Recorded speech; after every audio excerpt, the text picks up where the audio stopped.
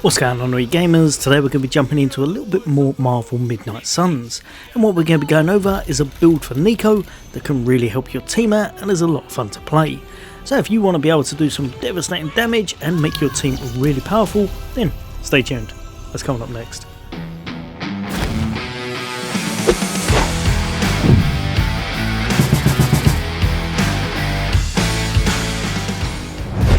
Welcome back, all you gamers. Today we're going to be taking a look at Nico, what she brings to the team and why she's one of the best supports in the game.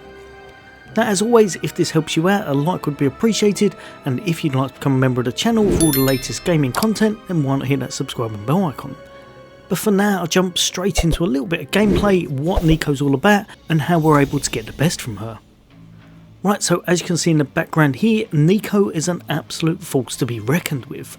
While she may not be able to do the highest amount of damage, she still manages to bring a fair bit to the battle. But the main reason you're going to be bringing Nico is for the fact that she can make all of your heroic zero cost in your hand, and that she's also able to make it so that you can double up on some of your cards. Now, Nico does definitely take a little bit of work and has a little bit of luck variance about herself, because quite a few of her cards have random effects. But what I've tried to do is build around that and make it so you've got a very solid hand no matter what situation you're in.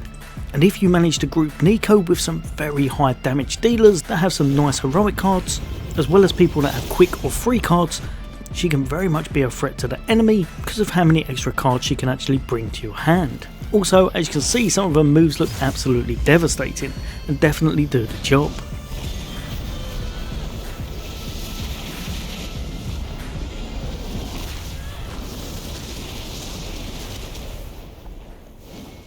Right, so if we jump straight over to Nico's deck, I think that hands down this is probably the best one you can have there or thereabouts, and a little bit later on I'll go over one or two you might want to swap in. But for the first two cards, what you're going to want to do is have Witchfire. Witchfire, although it does take a little bit of luck sometimes, this is actually a very high damage card. As you can see here, damage a random enemy on KO, it's going to recast this and it can do it up to 3 times. So you can actually knock out 4 enemies if you've got a bit of luck on your side. It does go for any of the enemies, so what you want to do with this is make sure that enemies are lower on health, and if they're below that threshold it's going to work out absolutely perfect, as then you'll definitely get 4 KOs. If not, just try and make sure there's quite a few ads on the field that have got low health, and this should, with a bit of luck, work in your favour as well. 2 of these cards, with the mod that I've put on them, was 50% of your offense. The reason for that, you want this to hit as absolutely hard as possible. If you can manage to give yourself strengthen, or something that's going to add to its damage, that will work in your favour considerably. Just down from here and we have Blood Magic. Now this can sometimes be an absolute monster, but again it has got a bit of randomness to it. Most of the time you're going to be looking for probably that fast or that strengthened, or even that counter, depending on who you're applying it to, but I found strengthened was definitely the out and out one that I was looking for. 2 strengthened on one of your really strong hitting teammates can be an absolute game changer, especially if they've got big AoE going on. However, what I've done, I've modded this to apply resist as well, so that even if it isn't ideal, you can apply this to someone and it's going to give them resist, and then obviously whatever random effects going on. Or you could just redraw this, it's completely up to yourself. Just down from here again and we've got Double Up. 2 of these can be absolutely game changing and a lot of fun to see when you pull it off.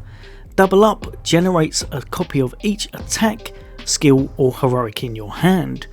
Obviously again it is randomly generated, so it can be any out of those 3. However, like I said, if you've got like a lot of heroic cards in your deck, you've got a lot of damage dealers, or even if you've got a lot of free or quick on your attack, this can be an absolute monster, and can mean you go around the field absolutely wiping things out with your other teammates. I wasn't sure whether to put 2 of this in or to have 2 of the Empower, but I found that with 2 of these you could actually generate the Empower quite easily, so I found these probably the best ones to chuck in.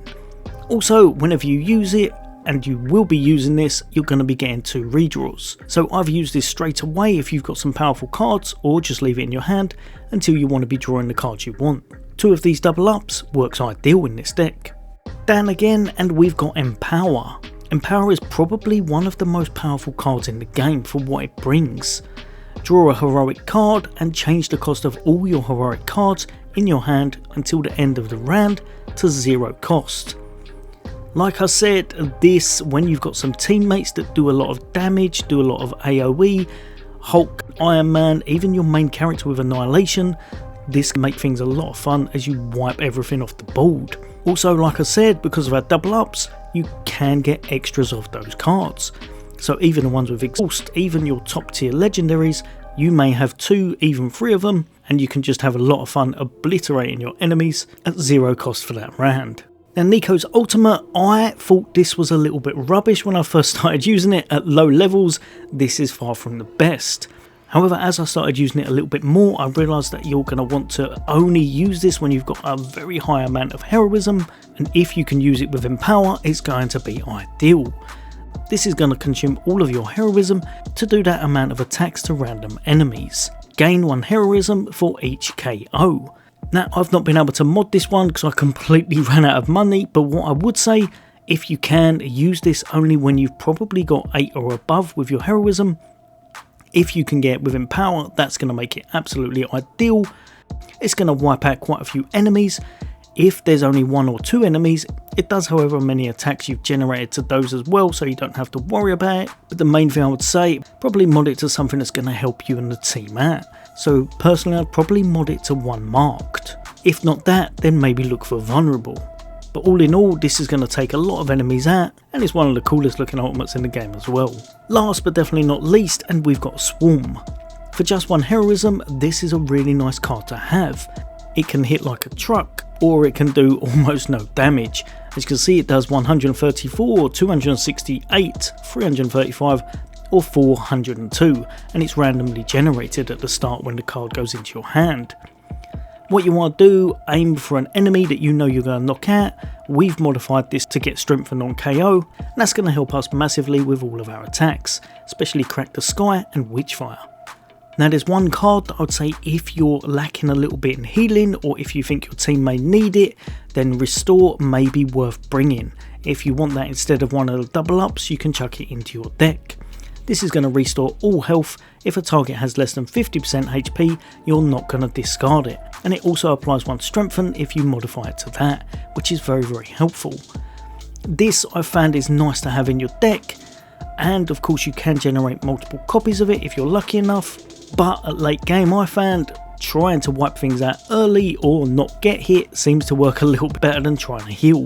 The only time I would think this would be really good would be if you brought Hulk, because he can get some really high health, probably around about 4k give or take, so being able to restore all of that in one go may be a massive advantage.